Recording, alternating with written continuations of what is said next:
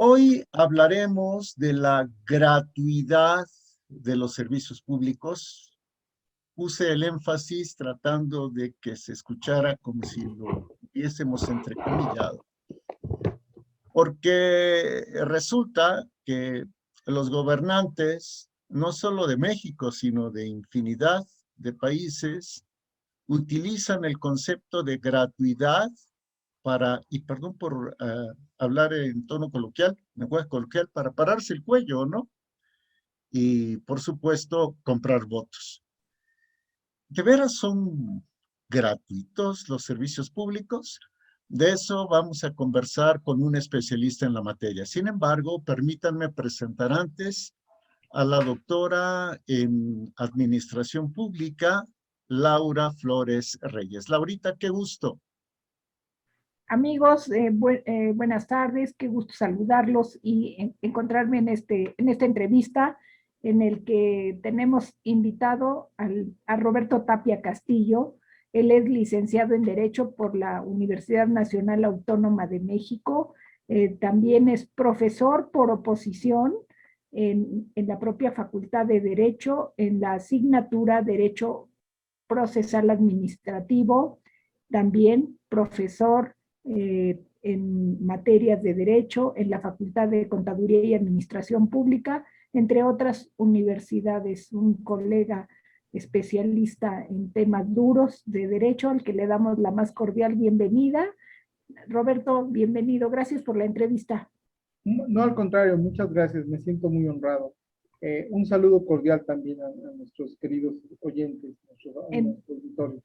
Entramos en materia y tenemos que preguntarle algo importante que quiere posicionar, quiere hacer conciencia social, y es importante difundir la cultura jurídica. ¿Qué es la gratuidad, profesor? Bueno, es un concepto tanto en el vocablo español como en el derecho, que implica el adquirir bienes o servicios sin una contraprestación, sin que tengamos que pagar algo a cambio, ¿no? Se identifica mucho con la donación, porque en la donación, pues como todos sabemos, cuando alguien nos regala algo, normalmente no lo tenemos que pagar.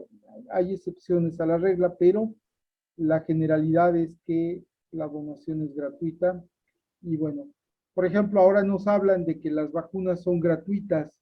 O sea, bueno, sí, gratuitas, ¿no? Como si el transporte, como si los países que las están produciendo, los laboratorios, no cobraran por vendernos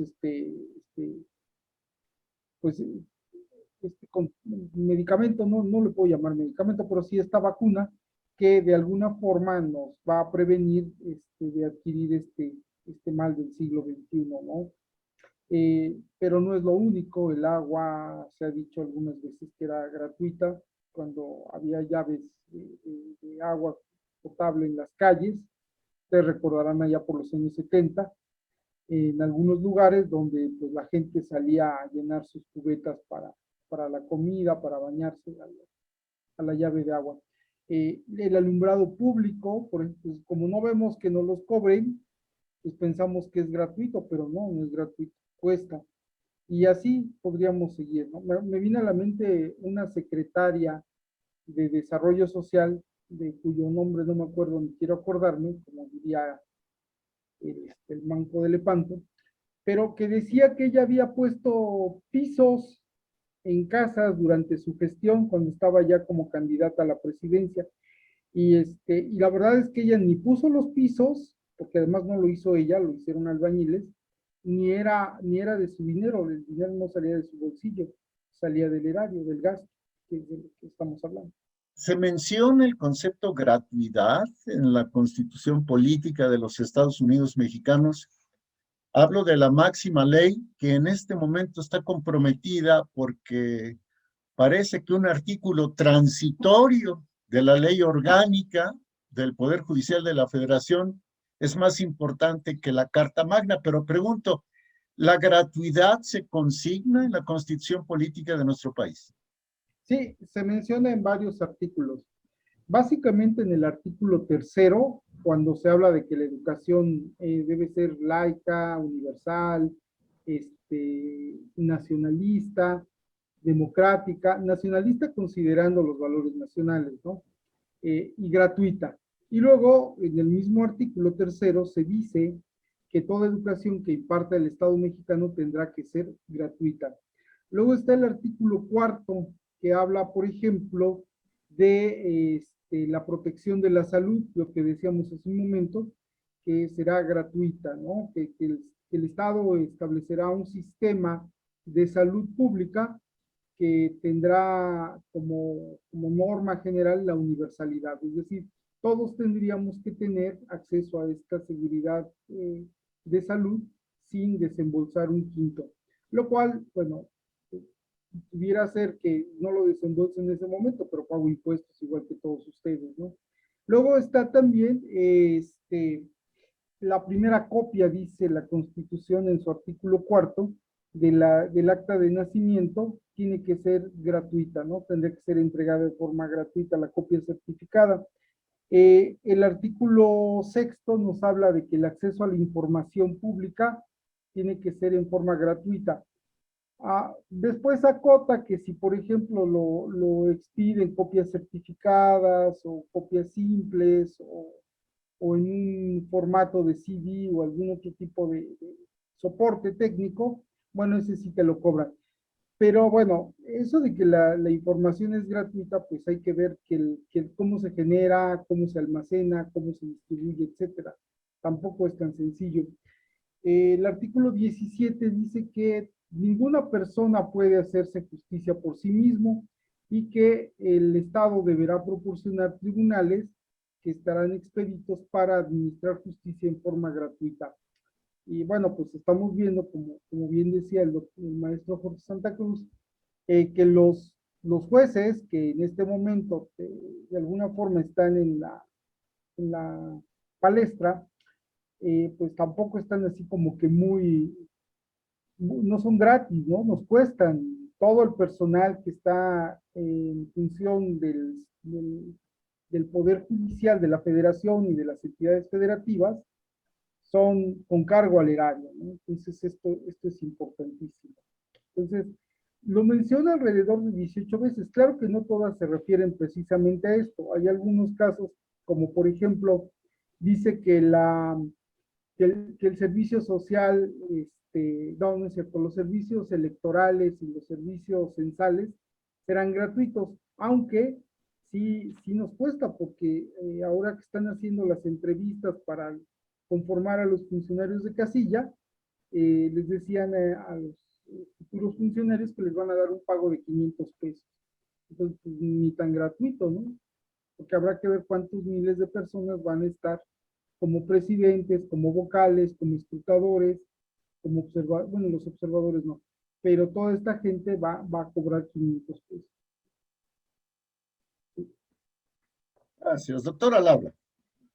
Maestro Tapia, la siguiente pregunta puede ser muy amplia y quizá objeto de que usted acepte otra invitación, porque es una pregunta general que engloba ciertas objetividades y acotar.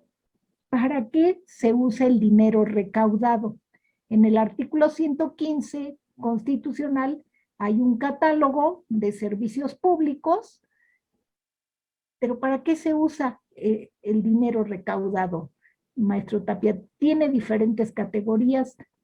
Sea usted muy breve, pero apóyenos para que en otra entrevista podamos entrar al tema de contribuciones. ¿Qué le parece? Perfecto.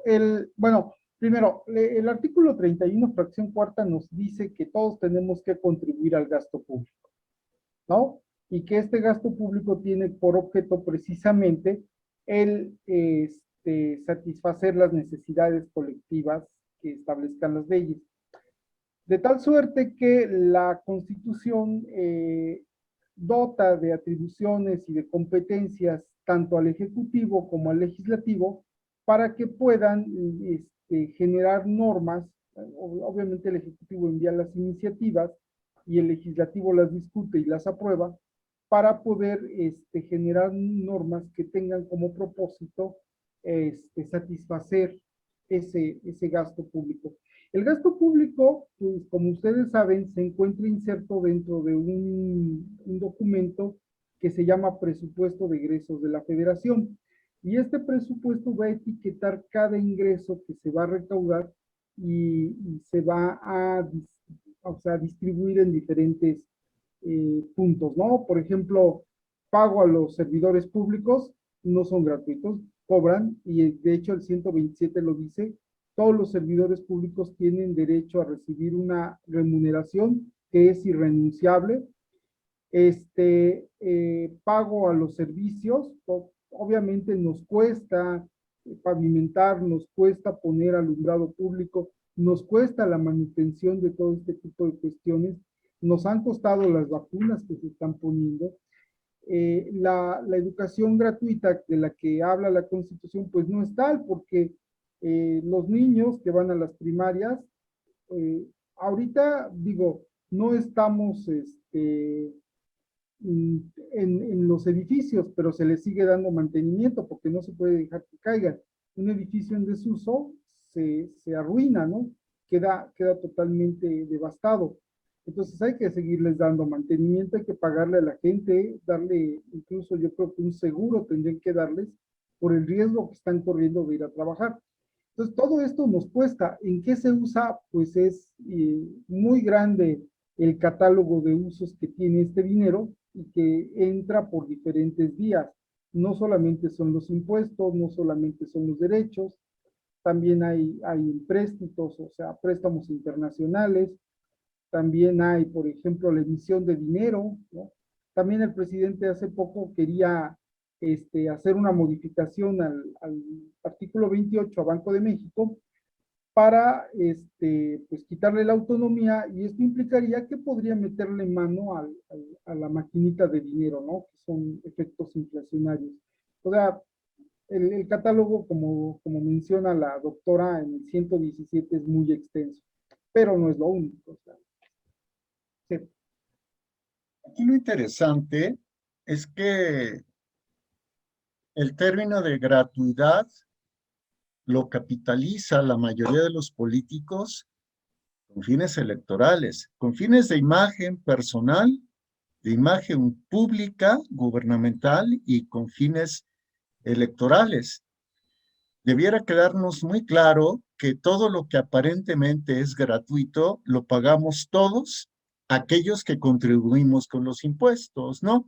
En fin, ¿son o no son gratuitos los servicios públicos? Me da la impresión, ya por lo que hemos platicado, de que no son gratuitos, profesor.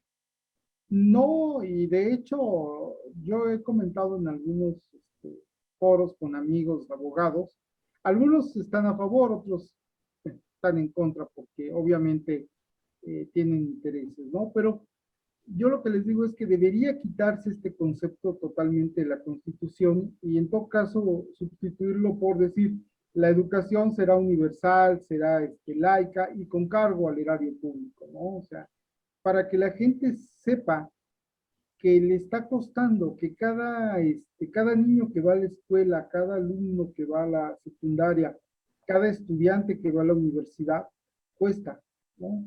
Que cada persona que transita por la calle y que recibe el beneficio de la luz eléctrica, el alumbrado público, le está costando a todos, nos está costando a todos. Y que debemos cuidar eso, porque es nuestro patrimonio. Hay gente que en las manifestaciones luego destruyen monumentos, destruyen infraestructura urbana y dicen, pues son cosas, ¿no? Pero es vida también, porque es vida que le invirtió a alguien para poder desarrollar esa tecnología, desarrollar ese monumento. Es ingenio de un ser humano que le tuvo que invertir ahí tiempo y vida lejos de su familia. Y además nos cuesta a todos. O sea, no es solamente el monumento, no es solamente el kiosco o lo que sea que destruyan. Es algo que nos costó y que lamentablemente a veces ya no se repone. Yo recuerdo, ¿no? Alguna vez quise escribir un cuento sobre los teléfonos públicos, de algún fulano que destruía el teléfono público cuando había teléfonos públicos, y que después tenía una urgencia y llegaba al teléfono a buscarlo y pues ya lo había destruido, ¿no? O sea, se quedaba sin lo que tenía que hacer porque pues, ya no había cómo, ¿no? Entonces, porque piensan que un teléfono público no es que fuera gratuito, pero ahí estaba y pensaban que lo iban a reponer todo el tiempo. Y pues no, no siempre se puede. Me ha tocado escuchar al presidente responder a críticas diciendo que han entregado becas, que han entregado apoyos, etcétera. Esto pasó en marzo del año pasado en Tabasco, por ejemplo. Eso evitaría que los políticos se separen, como usted bien dijo al principio de esta charla, el cuello diciendo que no reciben. Espérame, o sea, no me lo estás regalando se supone que el señor presidente tiene una fortuna inmensa. Forbes lo dio a conocer hace poco, no sé cuánto, pero es una fortuna bastante cuantiosa y de esa fortuna él no toca ni un centavo para la gente pobre, ¿no? La gente que dice, que defiende y que representa. Entonces, porque además él decide quiénes somos ciudadanos, quiénes no, quiénes somos gente honorable y quién no. Entonces, aquí el gran problema es si se quitara eso, si lográsemos modificar la constitución en este punto, pues le quitaríamos un arma no solo a él, a todos los políticos que son arribistas y que de alguna forma durante mucho tiempo han hecho creer a la gente que es gratis y no. Tenemos una deuda pública de muchos miles de millones de dólares con cargo al erario y que esto ha sido pues por este abuso de la presunta gratuidad de los servicios, ¿no? Así es. Pues, profesor Roberto Tapia Castillo, muchas gracias. Doctora Laura Flores Reyes, gracias. Gracias, completamente de acuerdo y que recuerden, la conciencia social, lo gratuito sale caro.